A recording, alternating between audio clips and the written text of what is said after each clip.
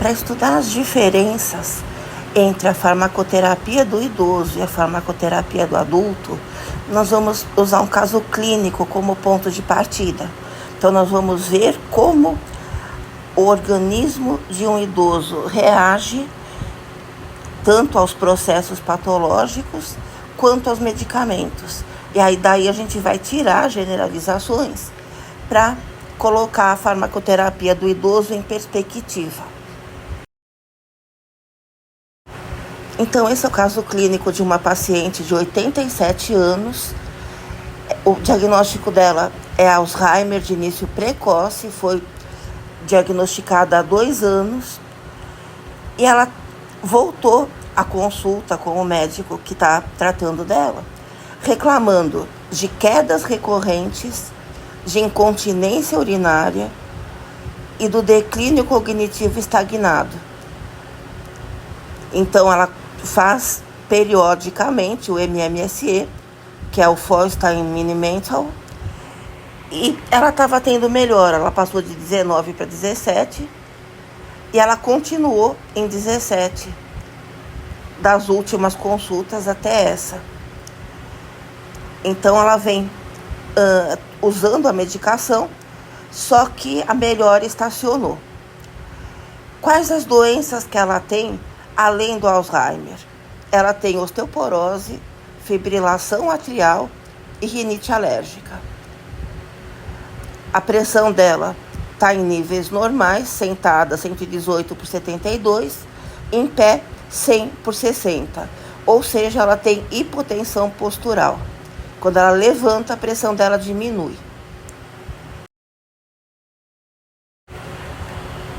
Aqui é apenas a história e os sinais vitais colocados em forma de quadro. Então, osteoporose, fibrilação atrial não dependente de válvula, não valvar, rinite alérgica sazonal, ela é periódica, e Alzheimer de início precoce com diagnóstico há 2 anos. A hipotensão ortostática, então, hipotensão postural, frequência cardíaca 76 por minuto, que está dentro dos níveis normais, mas é irregular. Então, ela tem arritmia cardíaca, obviamente, porque ela tem fibrilação. E o MMSE está estagnado. Então, alguma coisa está acontecendo que o tratamento do Alzheimer parou de funcionar. Os medicamentos que essa paciente está usando. Ela usa varfarina, que é um anticoagulante, para fibrilação. Então, ela é dosada, obviamente, conforme o INR, que é o tempo de coagulação. O alendronato para osteoporose, 70 mg por semana. Difenidramina, que ela usa para rinite alérgica, 25 mg por dia. Paracetamol, quando necessário, né, PRN, como analgésico. Metoprolol, que é o antiarrítmico, ele é um beta-bloqueador. O donepezil, a donepezila, é usada para o Alzheimer. E o ginkgo biloba, que ela usa por conta própria, como suplemento alimentar, porque alguém disse para ela que é benéfico para o Alzheimer, porque melhora a circulação do cérebro. Bom, como é uma paciente idosa, nós temos que ver as características específicas da farmacoterapia geriátrica, que a diferenciam da farmacoterapia do adulto. Primeiro, a polifarmácia.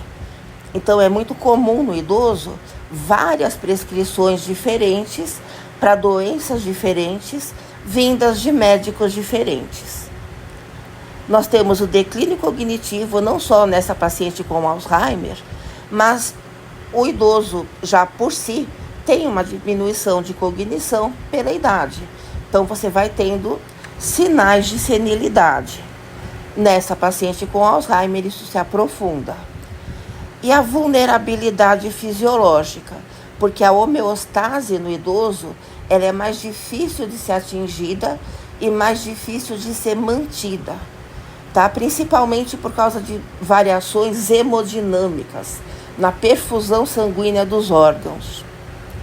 Então, nós temos que nos preocupar não apenas com as doenças, mas também com manter o organismo da paciente equilibrado. Para quê? Para que a gente mantenha a qualidade de vida e o status funcional dela e não se perca a qualidade de vida, não se perca a percepção da qualidade de vida. Isso também impacta negativamente nas próprias doenças, tá? Inclusive gerando sintomas de depressão. Então vamos começar vendo como que o medicamento vai se comportar dentro do organismo de um idoso. Qualquer medicamento. Então, do ponto de vista cinético e do ponto de vista dinâmico.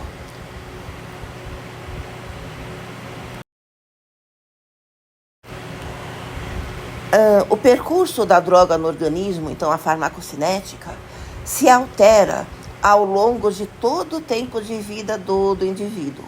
Então, desde o recém-nascido até do prematuro, até o idoso, muito idoso, que é o idoso acima dos 75, se considera uma diferença até que bem importante em todos os processos farmacocinéticos. Então, absorção, distribuição, metabolismo e excreção. A farmacodinâmica também. Então, você acaba tendo ao longo da vida alterações de alvos moleculares e alterações de vias bioquímicas de segundos mensageiros. Então, a gente acaba tendo uma diferença tanto no funcionamento do organismo em resposta aos seus próprios mediadores endógenos, quanto em relação a drogas, tá? Isso daí decorrente da mudança de faixa etária do paciente. Então, começando pela cinética. Quais as principais alterações que nós temos na cinética? Na absorção. O pH do idoso ele é mais elevado. E como em todo o organismo, o fluxo sanguíneo que chega no estômago e no intestino, ele é reduzido. Tá? Então, a gente tem que pensar primeiro nisso. O organismo do idoso tem muito menos água do que gordura proporcionalmente. Então, o sangue do idoso ele tem menos volume. Os vasos acabam por se contrair e a perfusão sanguínea dos órgãos ela é menor. Tá? Então, aqui nós temos esses dois efeitos. O pH aumentado, que vai alterar a absorção de ácidos e bases fracas, tá? E vai alterar também até dissolução de algumas formas orais. E a gente tem a diminuição de perfusão, tá? Isso pode também contribuir para que você diminua a biodisponibilidade de muitas drogas. Tá? Então, a gente tem uma redução de absorção por via oral. Só que, por outro lado, nós temos uma redução do efeito de primeira passagem. Por quê? Porque o fígado também ele está reduzido em tamanho, tá? Porque você tem menos hidratação, quanto menos água, menores os órgãos vão ficando. E ele tem menos perfusão sanguínea, o fígado trabalha menos no idoso. Então, isso reduz o efeito de primeira passagem. Tá? Isso também pode impactar a biodisponibilidade, só que aí aumentando. Então, nós temos a possibilidade de ter drogas com menor efeito por causa de uma absorção diminuída e drogas com maior efeito, até efeito tóxico, por causa da redução do efeito de primeira passagem. Então, nós temos que levar em conta as duas coisas. Em termos de absorção tópica na pele, absorção dérmica, ela é sempre reduzida. Por quê? Porque a hidratação da pele do idoso é menor. Tá? O idoso tem menos água no organismo, isso é muito importante a gente lembrar. Em termos de distribuição, essa alteração de proporção água-gordura também vai impactar. Então, drogas hidrossolúveis, tá? Em face da redução da água total no organismo, vão ter menor volume de distribuição. Ou seja, elas vão se espalhar menos no corpo. Significando o quê? Maior concentração plasmática. Tá? Isso leva a um risco maior de toxicidade. Tá? Quanto menor o volume de distribuição, menos a droga se espalha, mais ela está concentrada no sangue. Para drogas lipossolúveis é o contrário. Tá? Então você tem aumento da gordura do corpo, tá? A gordura total no corpo, aumentando o volume de distribuição das drogas lipossolúveis e acumulando essas drogas na gordura, tá? Então você vai espalhar mais a droga. Ou seja, você vai ter menor efeito inicial, porque você vai ter uma menor concentração plasmática inicial, mas você vai ter uma retenção da droga. Então a meia-vida aumenta e os efeitos ficam mais prolongados, eles demoram mais para cessar, tá? Porque a droga fica retida no corpo. Existe uma alteração tanto de quantidade quanto de estrutura das proteínas plasmáticas. Isso não é tão importante quanto a alteração da proporção gordura-água no corpo, mas para algumas drogas pode fazer diferença sim, aumentando a fração livre da droga, impactando o efeito. Tá? Podem existir situações onde a droga se liga menos às proteínas, ou por redução da quantidade dessas proteínas, ou por uma redução de afinidade, por uma alteração da estrutura dela. Então você pode ter um aumento da fração livre. Tá? Isso também tem que ser levado em conta quando a gente vai planejar dosagens e posologias no idoso. Em termos de eliminação, então no metabolismo e na excreção, o que acontece? O fígado do idoso trabalha menos. Só que ele não trabalha menos porque você alterou as enzimas estão normais. O que você altera aqui é o tamanho do fígado, por causa da desidratação geral do corpo, e a diminuição da perfusão, também por uma redução da quantidade de água. O que você vai ter então? Uma diminuição do clearance e um aumento da meia-vida de eliminação de drogas. Quais drogas? Principalmente aqueles que têm alta taxa de extração hepática, tá? Porque eles dependem, claro, do fluxo de sangue que chega no fígado, e alguns medicamentos que sofrem oxidação no fígado, que são aqueles que têm a biotransformação mais realmente alterada pela diminuição de tamanho de perfusão. Tá? Então, essas drogas de alta taxa de extração hepática não só vão ter essa redução de clearance mais acentuada, como vão ter também a redução do efeito de primeira passagem mais acentuado também. São as drogas com as quais a gente tem que se preocupar mais do ponto de vista hepático. A mesma coisa para a excreção. Tá? O que a gente tem? A gente tem uma redução na perfusão do rim, uma redução do tamanho do rim, e a gente também tem algumas alterações morfológicas, não só de tamanho, mas uma alteração realmente no néfron, tá? Aqui você vai ter como consequências uma diminuição do clearance, em geral, o aumento muito importante da meia-vida de drogas que são excretadas pelos rins, e drogas também cujos metabólitos ativos sejam largamente excretados pelos rins. Tá? A maior parte das drogas que a gente usa em terapêutica é excretada pelos rins. Então a gente acaba tendo esse aumento de meia-vida mais ou menos generalizado. Tá? Isso leva ao risco do acúmulo e da toxicidade de algumas drogas.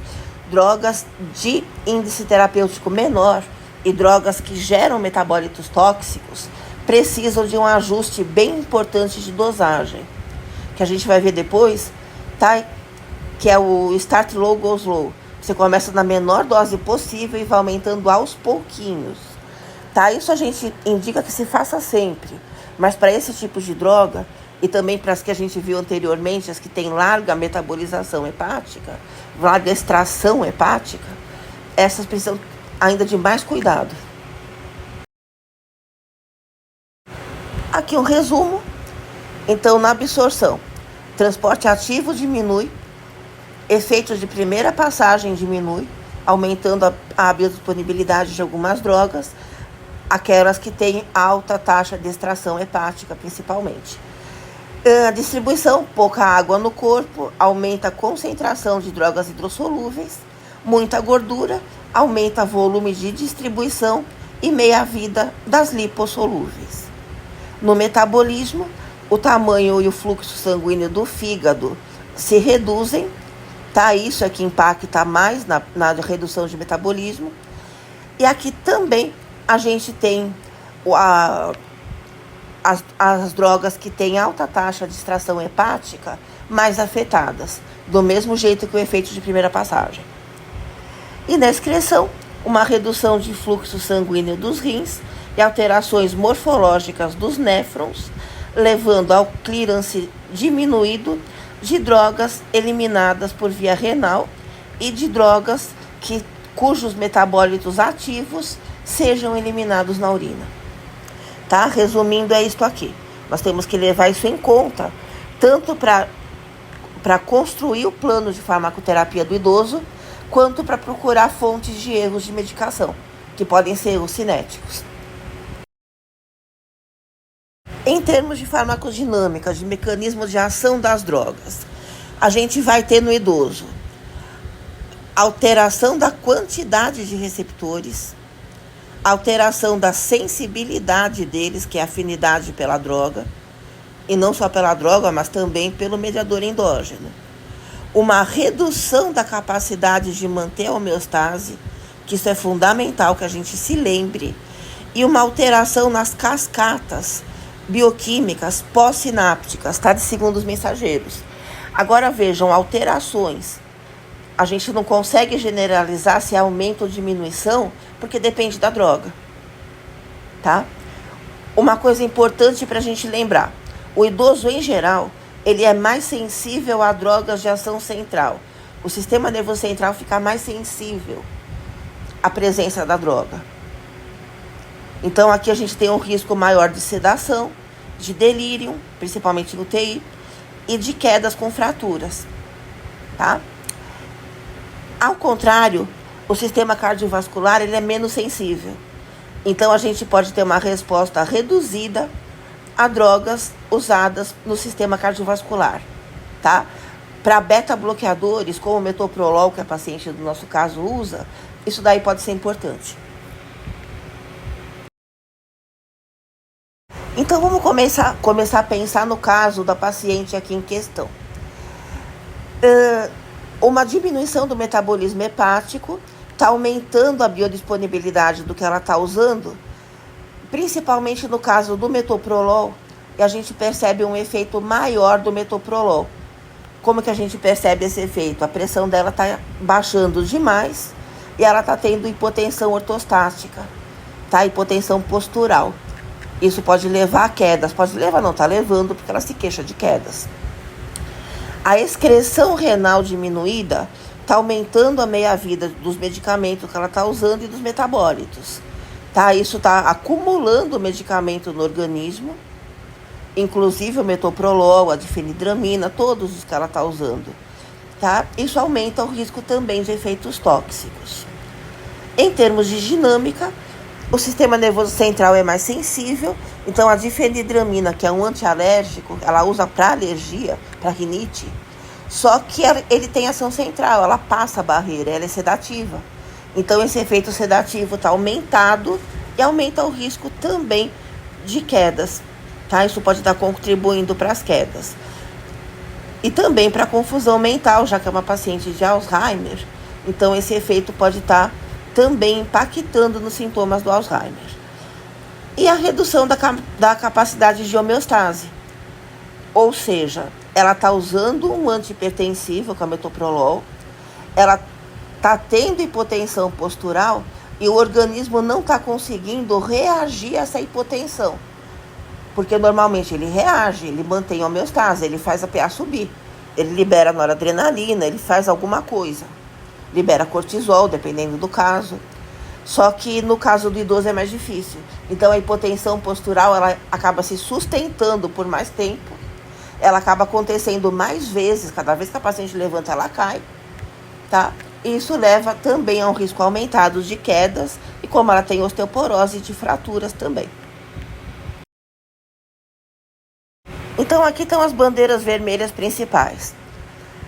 A difenidramina, a varfarina, que é um anticoagulante que ela usa na fibrilação, O paracetamol, se necessário, então tá por conta da paciente dosar. O ginkgo biloba que ela está usando por conta própria. São só esses os problemas? Não. Mas esses são os principais. Como é que a gente sabe?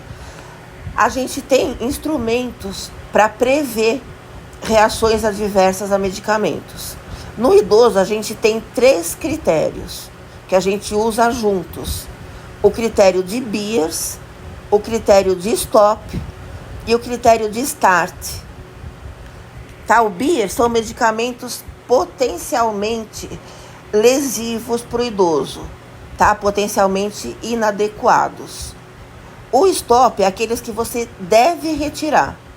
Então, o Stop complementa o Beers. E o Start é aquilo que você deve começar a fazer. Então, o Start são os medicamentos que você deve iniciar para tentar corrigir os erros de medicação. O Stop é o que você deve eliminar ou substituir por outra coisa. E o Beers te dá a indicação de quais seriam potencialmente perigosos, aqueles que você deve realmente se preocupar. Tá, então, olha, os critérios de Beers vão mostrar para você os medicamentos potencialmente inapropriados. Existe uma outra tabela, chamada tabela de Priscos, que ele é francês, mas é só uma alternativa ao Beers, e a Beers é mais usada, tá? Elas não têm muita diferença entre si. Aqui, vejam aqui do lado direito, que é um instrumento de previsão de reações adversas a medicamento em idoso. Então, como assim? Aqui a gente tem, olha, as linhas de corte. Se você ultrapassa essas linhas de corte, a chance do idoso ter uma reação adversa a medicamento é acima de 50%. Tá? Como assim? Ó, o paciente tem um diagnóstico só.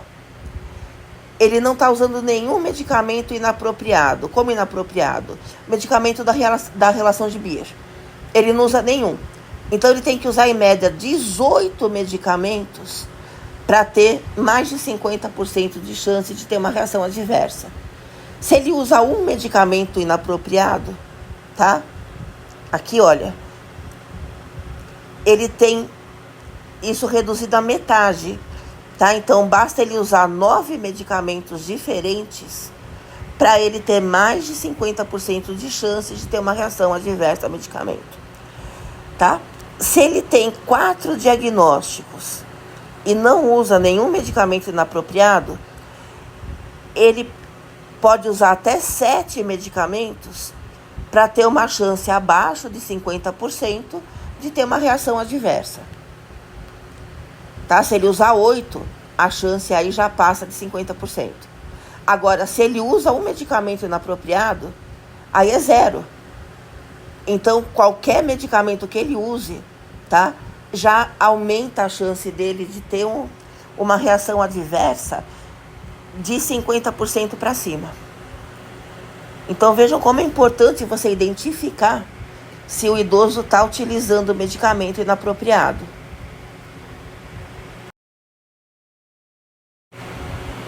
Então, vamos aqui ver de novo os medicamentos que a paciente está usando. Bom, a difenidramina é lipossolúvel, o volume de distribuição dela e a meia-vida são aumentadas. PK é farmacocinética, PD é farmacodinâmica. Em termos de dinâmica, ela cruza a barreira hematoencefálica e ela tem efeitos importantes anticolinérgicos e sedativos. E nessa paciente ainda aumentados, porque o sistema nervoso central do idoso é mais sensível às drogas e também aos mediadores endógenos. Como resultado clínico, a gente tem um alto risco de tontura, de sedação, de piora cognitiva e de quedas. Agora o metoprolol. Em termos de dinâmica, como a paciente está com uma resposta de manutenção de homeostase menor, porque ela é idosa e os idosos têm essa característica, o risco da hipotensão ortostática ou postural é aumentado, tá? Um efeito adverso do metoprolol é a rinite alérgica. Então, essa paciente está tratando um efeito adverso do metoprolol como se fosse uma outra doença. Ou seja, ela criou um ciclo iatrogênico, tá? Ciclo de iatrogenicidade é isso. É quando o tratamento vai gerando outra doença e você trata essa doença, entre aspas, com outro medicamento, gerando um outro efeito adverso, que é tratado como doença, isso vai num ciclo, tá? Essa hipotensão ortostática vai contribuir também para as quedas. E a donepezila? A donepezila é um anticolinesterase usado no Alzheimer, aumentando a acetilcolina. Aumentou a acetilcolina, o risco de você ter incontinência urinária é grande, tá? E é uma das reclamações da paciente, principalmente à noite. E ele também pode causar tontura, tá? Então, aqui a gente identificou as principais possibilidades de fontes dos erros de medicação que essa paciente está reclamando. As quedas, a incontinência, e o que ela não está reclamando, mas está acontecendo, é a redução do funcionamento do tratamento do Alzheimer. A difenidramina, então, ela está na relação de Beers. Então, ela é potencialmente contraindicada no idoso, tá? Então, nós já vimos. Você tem sedação, principalmente durante o dia, que é quando ela deve estar usando. Você está piorando a confusão mental do Alzheimer. Você está levando a paciente ao aumento da apatia. Você está, como ela é anticolinérgica, você está aumentando a retenção urinária, que está agravando a incontinência pelo transbordamento. Tá? Por quê? Porque abre o esfíncter. Tá? Então, você tem o efeito da donepezila e o efeito da difenidramina aqui na incontinência urinária.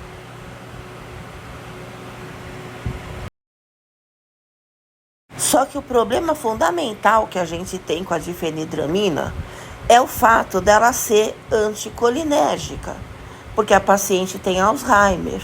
E o que é Alzheimer? Redução da transmissão colinérgica. O que ela está usando para aumentar a transmissão colinérgica? Donepezila, que é o quê? Um anticolinesterásico, ele aumenta a acetilcolina. Então, você está usando um medicamento que aumenta a acetilcolina e, ao mesmo tempo, um anticolinérgico, que bloqueia os receptores. Ou seja, você está anulando o efeito do tratamento do Alzheimer. Então, pode ser que ela não esteja piorando do Alzheimer. Ele não está estacionado. O problema é que a droga não está fazendo o efeito que ela deve por causa dessa interação medicamentosa.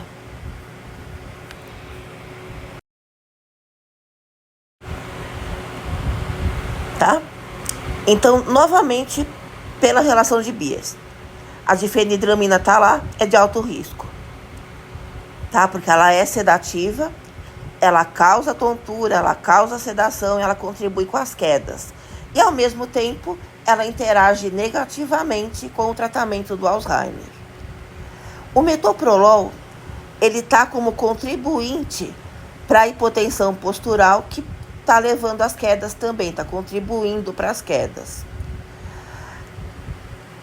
A donepezila e a varfarina associadas vão induzir tonturas também como efeito adverso. Tá? Em termos da incontinência, a donepezila causa diretamente, aumentando a acetilcolina, aumentando a contração da bexiga. E a gente tem a difenidramina indiretamente, como anticolinérgico, causando o transbordamento da bexiga.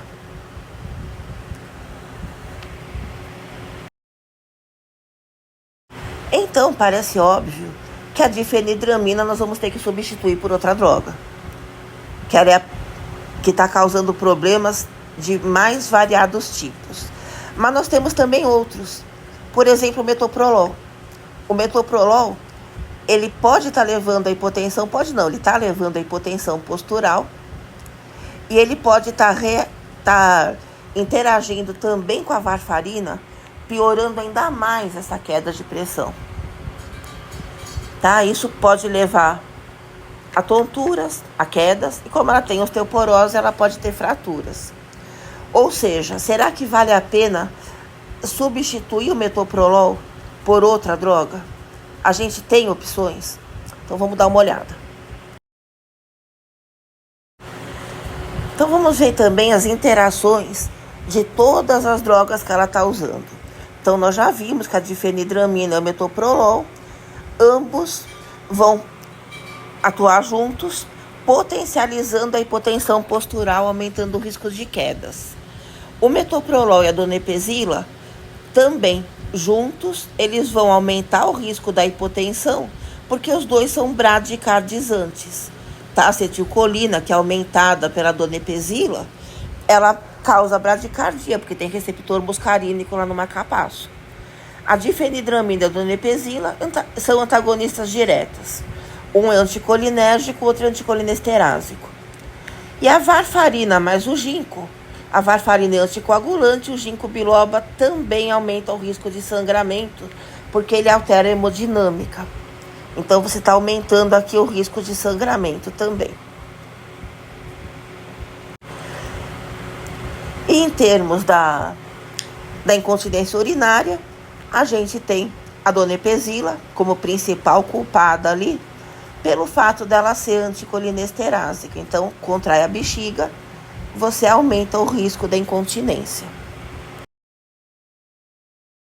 Tá, essa paciente não reclamou de hemorragia, ela reclamou de quedas e de incontinência urinária. Agora, se é uma paciente que está caindo o tempo todo e ela está com o risco hemorrágico aumentado, ela pode cair, se machucar, e se ela estiver sozinha, ela pode sangrar até entrar em choque. Tá? Então, isso também tem que ser levado em conta. A gente tem a varfarina, que é um anticoagulante de índice terapêutico baixo. Ela é muito difícil de você acertar uma dose, e depois que você acertou, essa dose acaba variando nos efeitos com o tempo. Então, dependendo do momento, o efeito dela pode se alterar. Pode não, ele se altera. O ginkgo biloba é um antiagregante, ele tem efeito antiagregante plaquetário. E o paracetamol também tem, embora seja menor, tá? Ele é um inibidor da COX, embora ele não tenha um efeito tão importante na coagulação do sangue como um AS, por exemplo. Ele tem, tá? Ele aumenta o tempo de coagulação, ele aumenta o NR. Então o risco de hemorragia aqui aumenta bastante, tá? Então o que a gente faz? A gente vai ver, mas a primeira coisa que a gente vai fazer é tirar o ginkgo biloba, que ela não tem indicação, ela está usando por conta própria. Então a gente já viu que a difenidramina a gente vai substituir e o ginkgo biloba a gente vai retirar, tá? O metoprolol, um ponto de interrogação, daqui a pouco nós vamos discuti-lo. A varfarina também outro ponto de interrogação. Vamos ver se tem alternativas para esses. Aqui a gente tem a cascata iatrogênica. Então a paciente usa metoprolol para fibrilação atrial, para arritmia. O efeito adverso é a rinite. Aí o que ela faz? Ela começa a usar difenidramina para rinite alérgica. Só que ela não tem rinite alérgica. Ela está com o efeito adverso de um medicamento que ela já está usando.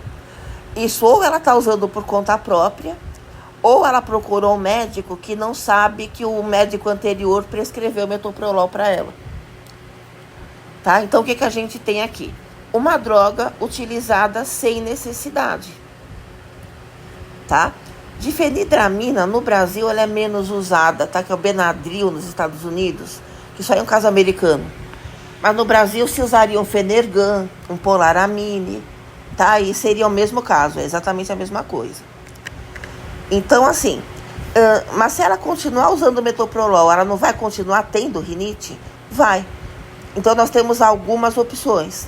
Substituir o metoprolol por outra droga e tirar a difenidramina, não usar nenhum anti-H1+, ou deixar o metoprolol e usar um outro anti-H1 que não passe a barreira. Nós já vamos chegar nisso. Tá, aqui é a mesma coisa. A cascata iatrogênica, tá? Mostrada como um ciclo. Então, o efeito adverso de uma droga sendo tratado como se fosse uma nova doença com outras drogas. Tá? Isso acontece principalmente pela automedicação ou pelo paciente ser tratado por múltiplos médicos e esses médicos não terem as informações dos médicos anteriores.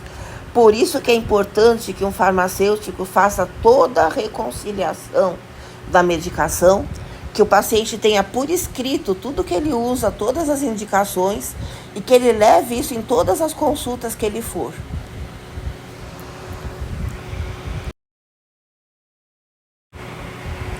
E, finalmente, os fatores de risco do manejo da farmacoterapia no idoso. Então, a polifarmácia. Então, você tem múltiplos medicamentos, aumentando muito as interações medicamentosas e também os efeitos adversos de cada um que vão se somando ali. A prescrição inadequada, então dosagens incorretas, interações entre drogas, interações entre a droga e a doença, tá?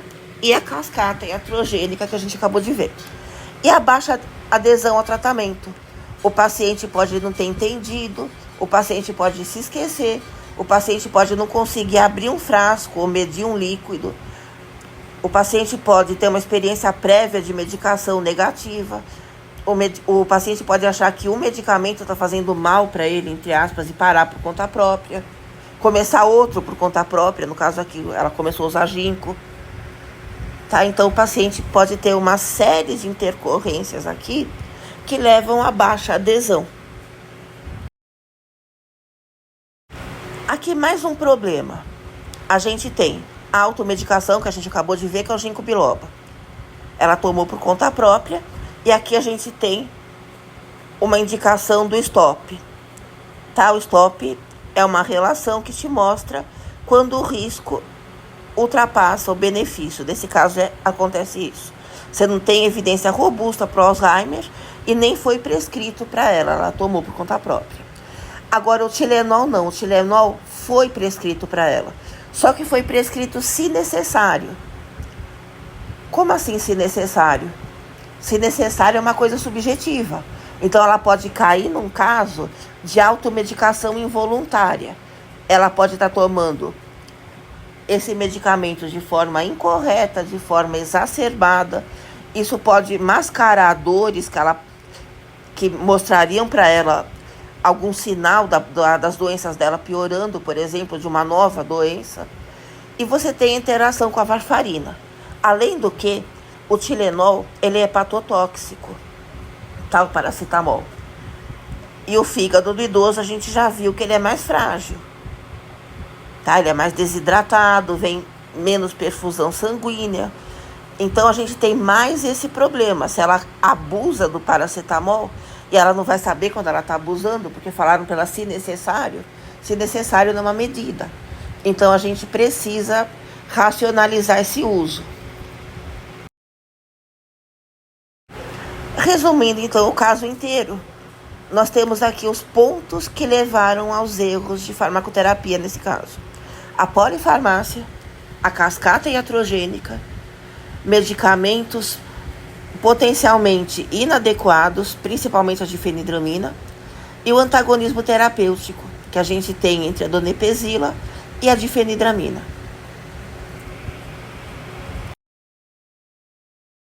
Então, como nós já vimos, a difenidramina precisa sair desse plano, tá?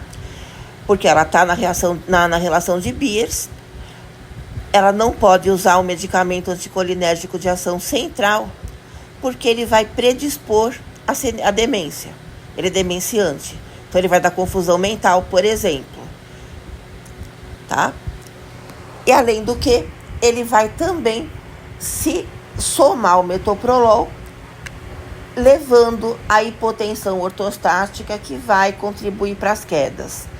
Tá? E, de forma indireta, ele vai contribuir também para a incontinência urinária. Ou seja, é um medicamento que não pode ser mantido. Tá? Então, é nosso primeiro stop. É o primeiro medicamento que a gente vai tirar. Tá? Então, a relação de stop já te mostra isso. E depois a gente vai ver na relação de start quais os medicamentos que a gente vai colocar no plano, o que a gente vai iniciar para melhorar a qualidade de vida da paciente. Então, a relação de Beers vai apontar o perigo, quais são potencialmente inadequados. Tá? Com isso, a relação de stop e a relação de start vai mostrar o plano clínico, o que você tira, o que você substitui, o que você introduz. Essa aqui é uma sugestão. Tá? Essa sugestão é minha, foi o que fiz. Vocês podem fazer outras, mas todas elas têm que ir no mesmo caminho. Então, eliminar o ginkgo biloba, porque ela está tomando por conta própria, sem indicação nenhuma, sem evidência clínica nenhuma de benefício no Alzheimer. E você tem uma interação perigosa com a varfarina, aumentando a chance de hemorragia. Então, aí você elimina. A difenidramina você precisa retirar. Só que, se ela continuar com sintomas de rinite, e se ela continuar usando o metoprolol, ela vai continuar, você vai ter que usar outra coisa. Então, você pode utilizar ou um corticoide de ação local, em spray nasal, ou você pode utilizar um anti-H1 que não atravessa a barreira. Tá? Aí você já consegue eliminar o efeito anticolinérgico central da difenidramina, só que você não vai eliminar o efeito dela na hipotensão, tá? Porque ela é anticolinérgica e perifericamente você vai ter isso contribuindo para a hipotensão ortostática, tá bom? E vai continuar interagindo com o metoprolol. Por isso, uma ideia interessante seria substituir esse metoprolol por um bloqueador de canais de cálcio, por exemplo, o diltiazem. Tá? Isso é uma ideia interessante, porque aí você não tem o efeito da rinite alérgica. A hipotensão ortostática é bem menor do que com o metoprolol. Só que o problema que você tem aqui é que você precisa ajustar a dose de varfarina. Então, você poderia usar o diltiazem. E uma outra ideia também, além de você substituir o metoprolol pelo bloqueador de canais de cálcio, seria você substituir essa varfarina por um anticoagulante oral. Tá? Pode ser uma ideia também. Tá? Então, você usaria o bloqueador, usaria o anticoagulante oral, ajustaria as doses desse pessoal todo e eliminaria o anti-H1. Em termos do paracetamol, você poderia substituir por um inibidor da COX não hepatotóxico, mas nenhum que concorra muito para diminuição da coagulação do sangue. Então, você não vai poder usar um AS, um ibuprofeno, que aí já teria um efeito mais importante quando você soma com o anticoagulante. Mas você poderia usar uma dipirona, por exemplo.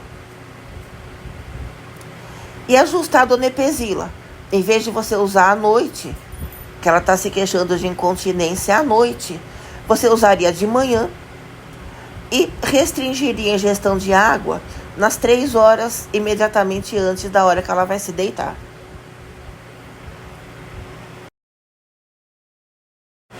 Então, vamos ver os starts. Você pode começar a vitamina D e cálcio, porque ela está com risco de quedas, ela está já a caquexia da idade, está quase 90 anos, osteoporose, então você usaria vitamina D e cálcio. Agora, se você for usar o bloqueador de canais de cálcio, isso também é uma interação que tem que ser vista. Você não pode usar cálcio e um bloqueador de canais de cálcio ao mesmo tempo, sem ajustar a dose do bloqueador. Pode ser uma ideia, como a gente já viu, trocar a varfarina por um anticoagulante oral, que aí o risco de hemorragia é menor e você não precisa ficar monitorando o tempo de coagulação, o NR. E a vacinação. Então, a influenza, a pneumonia e o herpes zoster.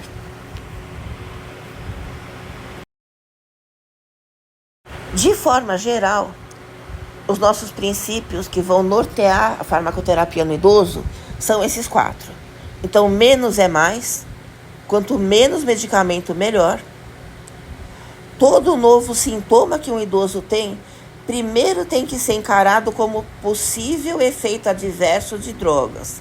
Então tem que ser feito um bom histórico médico para que esse paciente diga tudo que ele está usando, para você verificar se é um efeito adverso de medicamentos ou se é uma nova doença.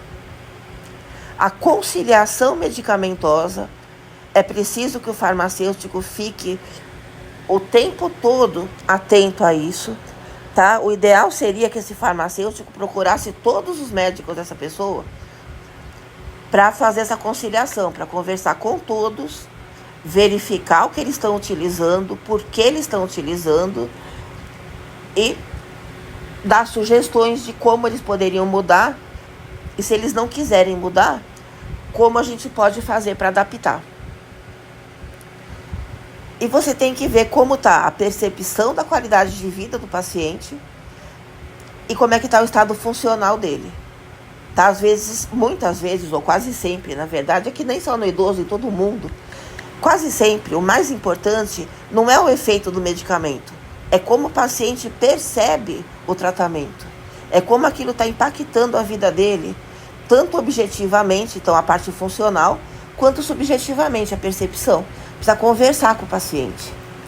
E dependendo de onde esse farmacêutico está trabalhando, se é num serviço multiprofissional, tem que ver também como que os médicos estão enxergando isso.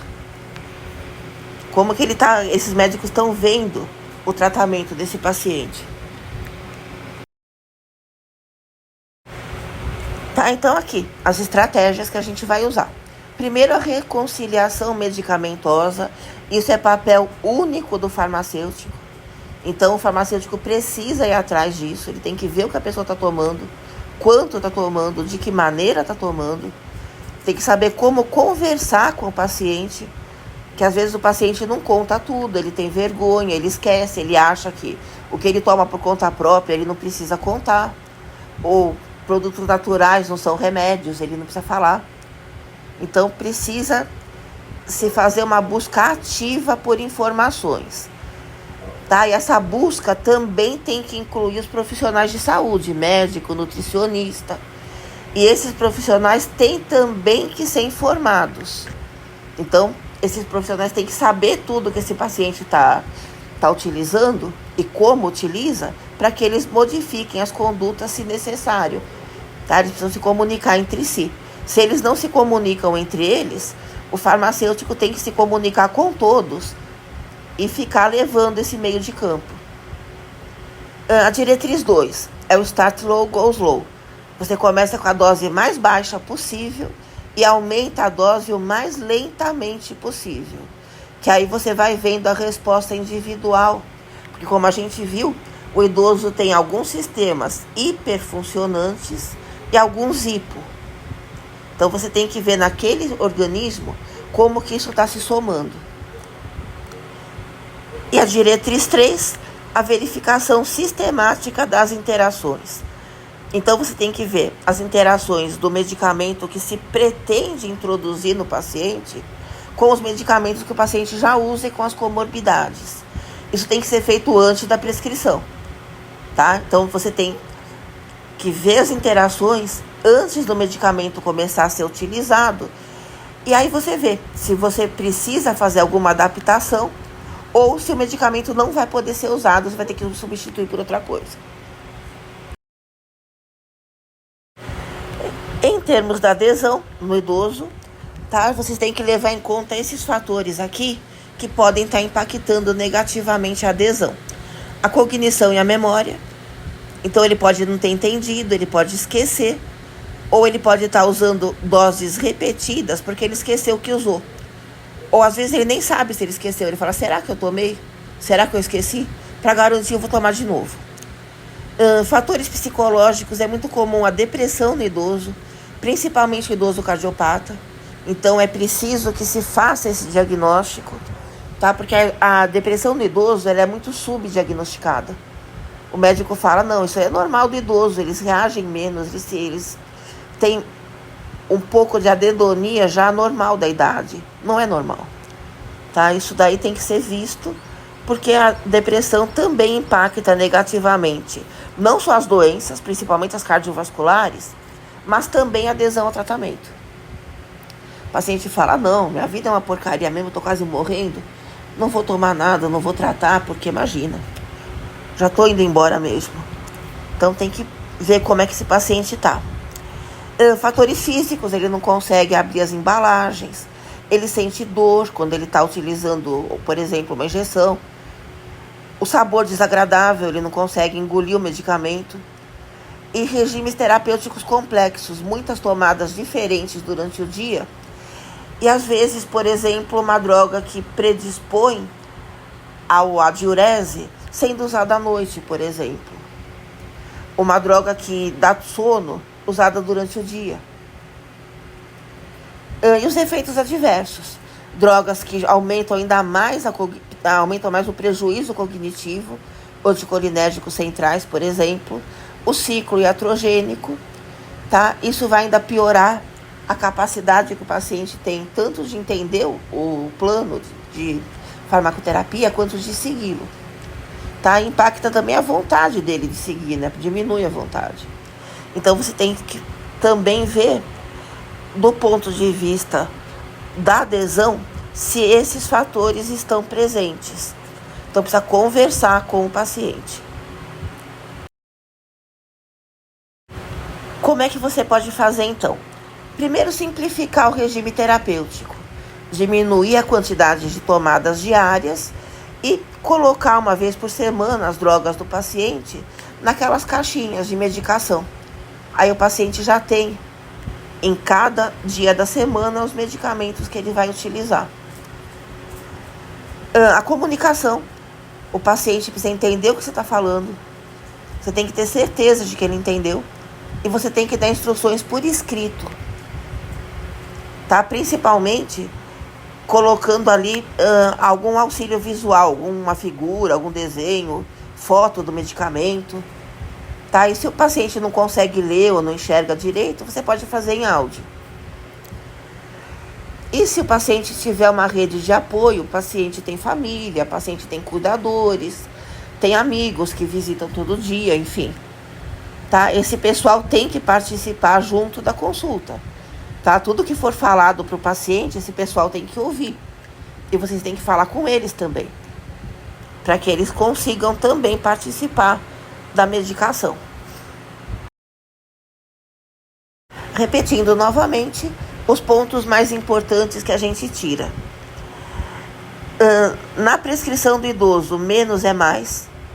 Então, a desprescrição é fundamental. Sempre que você tem um idoso, que você vai começar a avaliar a farmacoterapia dele, sempre você tem que pensar o que eu posso tirar, não o que eu posso pôr. Então, sempre pensar no que você pode reduzir. Essa é a primeira coisa e a mais importante. A segunda coisa, todo novo sintoma que você identifica no idoso, você tem que pensar primeiro se não pode ser efeito adverso de algum medicamento ou de alguma interação medicamentosa. A primeira coisa que você vai procurar é isso.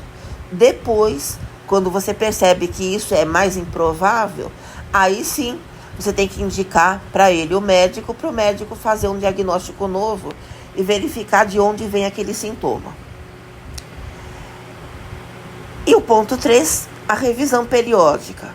O paciente precisa retornar periodicamente para você verificar tudo o que está acontecendo, não só com os medicamentos, mas com toda a percepção dele, da qualidade de vida, da inserção dele no contexto dele de vida. Inclusive a parte econômica. Então você precisa periodicamente conversar com esse paciente, com os cuidadores, com os familiares, se tiver alguém cuidando dele, e com o médico que está tratando dele. Pelo menos com o médico atual você tem que falar.